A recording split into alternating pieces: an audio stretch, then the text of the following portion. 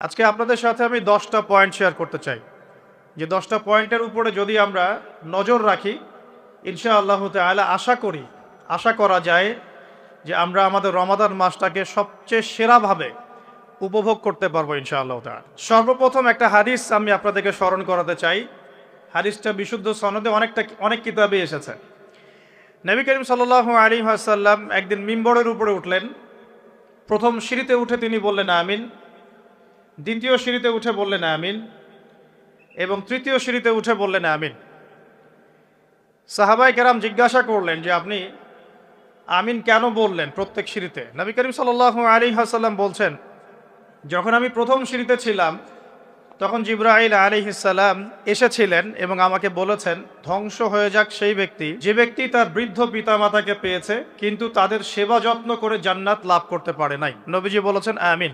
অর্থাৎ শিখলাম, যাদের ঘরে পিতামাতা আছে, পিতামাতা দুজনে আছেন বা দুজনের একজন আছেন, তাদের খেদমত করে যদি আমরা জান্নাত অর্জন করতে ব্যর্থ হই তাহলে আমাদের জন্য ধ্বংস।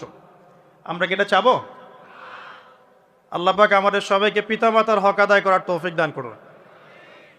দ্বিতীয় সিঁড়িতে নবী সাল্লাল্লাহু আলাইহি ওয়াসাল্লাম, তখন জিবরাইল আলাইহিস সালাম বলেছিলেন, ধ্বংস হোক সেই ব্যক্তি যে ব্যক্তি রমাদান মাসকে পেয়েছে, কিন্তু রমাদান মাসকে পেয়েও ইবাদত বন্দেগীর মধ্য দিয়ে তার গুনাহগুলোকে মাফ করাতে পারলো না, সেই ব্যক্তি ধ্বংস হয়ে যাক। বলি নাউজুবিল্লাহ। আমরা কি এটা চাই? আচ্ছা, আমরা এদিকে পরে আসছি। তৃতীয় সিঁড়িতে নবী সাল্লাল্লাহু আলাইহি ওয়াসাল্লাম, জিবরাইল আলাইহিস সালাম বললেন, ধ্বংস হোক সেই ব্যক্তি যে ব্যক্তি উপস্থিত আছে, তার সামনে নবী সাল্লাল্লাহু আলাইহি ওয়াসাল্লামের নাম উচ্চারিত হয়েছে কিন্তু তার নাম শুনেও সে দরুদ পড়ে নাই, সাল্লাল্লাহু আলাইহি ওয়াসাল্লাম বলে নাই। আমরা দেখলাম দরুদ পড়ার সময় অনেকেই চুপ করেছিলেন। যে ব্যক্তির সামনে নবী সাল্লাল্লাহু আলাইহি ওয়াসাল্লামের নাম উচ্চারিত হয়েছে এরপরেও সে নাম শুনে দরুদ পড়ে নাই, নবীজি বলছেন তার জন্য ধ্বংস। বলি নাউজুবিল্লাহ। এর বিপরীতে অনেক হাদিস আছে, যদি আপনি একবার নবীর প্রতি দরুদ পড়েন আপনার প্রতি 10 বার রহম করা হবে ইনশাআল্লাহ। আল্লাহ পাক 10টা গুনাহ মাফ করে দিবেন, আল্লাহ পাক 10টা নেকি লিখে দিবেন এবং আপনার মর্যাদার স্তর আল্লাহ 10 গুণ বাড়িয়ে দিবেন। অতএব যদি কেউ টেনশন ফ্রি লাইফ লিড করতে চান তাহলে বেশি বেশি দরুদ পড়বেন, বলবেন সাল্লাল্লাহু আলাইহি ওয়াসাল্লাম, অথবা দরুদ ইব্রাহিম যেটা আমরা পড়লাম, অথবা আল্লাহুম্মা সাল্লি আলা মুহাম্মাদ ওয়া সাল্লিম, অথবা আল্লাহুম্মা সাল্লি ওয়া সাল্লিম আলা নবিয়িনা মুহাম্মাদ। বিশুদ্ধ দরুদগুলো পড়বেন, আল্লাহ পাক তৌফিক দান করুন। এখানে একটা বিষয় লক্ষণীয়, নবীর নাম শুনে দরুদ না পড়লেই যদি অভিশাপ পেতে হয়, নবীর নাম শুনেছি দরুদ পড়ি নাই, একটা আমল ছুটে গেল, এর ফলশ্রুতিতেই যদি নবীর অভিশাপ পেতে হয় তাহলে আমরা সারা জীবনে যারা নবী সাল্লাল্লাহু আলাইহি ওয়াসাল্লামের সুন্নতের খেলাফ চলছি আমাদের কি হবে সেটা ভাবার দরকার আছে কি নাই? কথা কি বুঝতে পারছেন? এই যে আমরা সারা জীবনে উঠতে বসতে চলতে ফিরতে, চেহারা সুরত, পোশাক আশাক, রুচিতে, অভ্যাসে, পছন্দে, সংস্কৃতিতে, অর্থনীতিতে, ইভেন পলিটিক্সেও আমরা যে নবী সাল্লাল্লাহু আলাইহি ওয়াসাল্লামের সুন্নতের খেলাফ চলছি, তো আমাদের জন্য কি নবী সাল্লাল্লাহু আলাইহি ওয়াসাল্লাম সুপারিশ করবেন, খুশি হবেন? একবার নবীর নাম শুনে দরুদ না পড়লেই নবীজি বলছেন তার জন্য ধ্বংস। তার জন্য কি?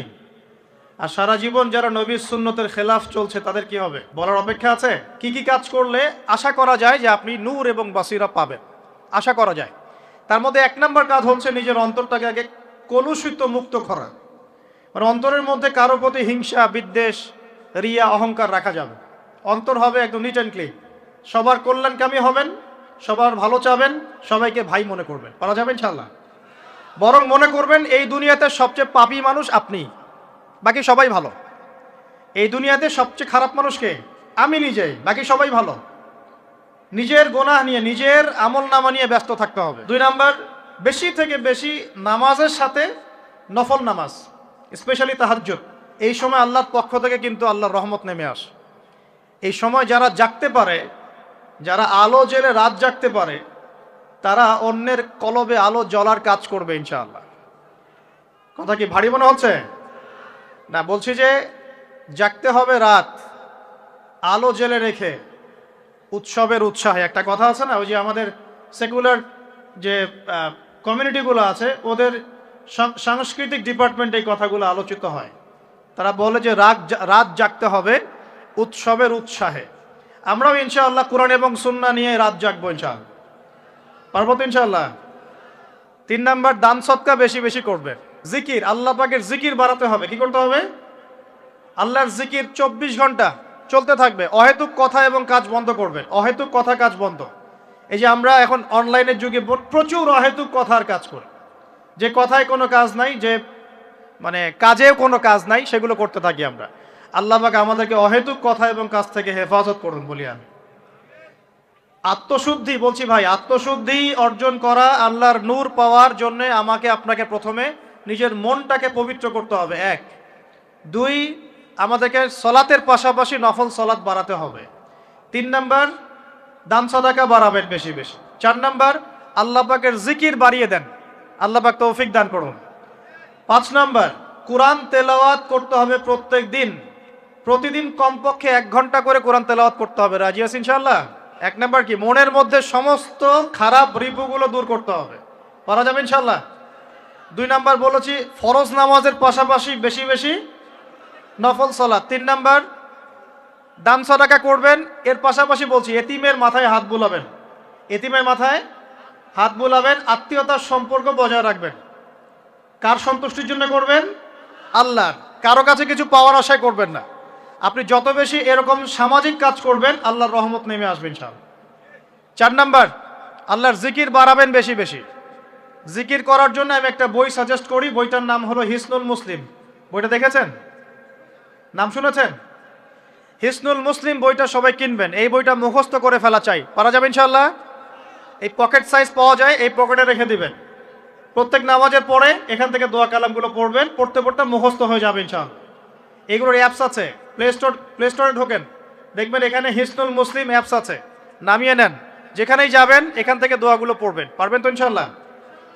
5 নাম্বার হচ্ছে কোরআন তেলাওয়াত বেশি বেশি করা। এই কাজগুলো করতে থাকেন ইনশাআল্লাহ তাআলা, আপনিও খিদর আলাইহিস সালামের মতো অন্তর্দৃষ্টি লাভ করতে পারবেন ইনশাআল্লাহ।